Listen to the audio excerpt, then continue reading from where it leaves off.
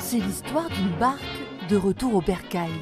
Pas n'importe quel bateau, celui de Fernandel, retrouvé longtemps après la mort de l'acteur du côté de Martigues. Quand on a retrouvé, il était en piteux état. Pour le remorquer, ça a été une épopée. Mais malgré cela, on a réussi à le sauver.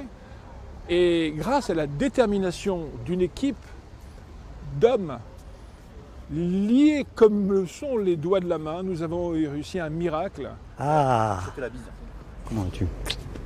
Allez, assieds-toi.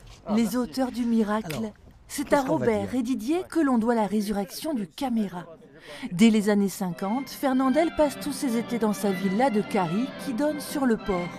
3 mois de liberté, de farniente et de sortie en mer à bord du caméra, jolie barquette en bois.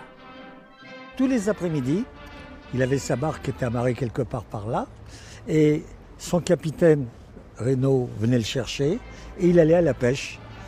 Il allait à la pêche pas trop loin. Pour lui, ce qu'il voulait, c'était avoir un grand nombre de petits poissons. Pour faire une bonne bouillabaisse, il faut se lever de bon matin, préparer le pastis et sans cesse, raconter des blagues avec les mains. Quand il y avait ses amis, Bourville et ainsi de suite, il les emmenait, certains venaient malades, parce que la mer, elle bougeait. Mais lui, il était habitué. On a tout fait pour la reproduire à l'identique.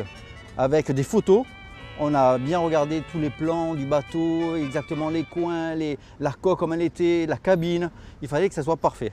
Le caméra a retrouvé son port d'attache et son lustre d'antan. T'as vu derrière? Putain, il est beau. T'as vu, hein? Il a réussi. Hein. Oh, pétard. On a fait vraiment... Et là-haut, la maison, hein? Il doit nous voir. Allez. Ah ouais.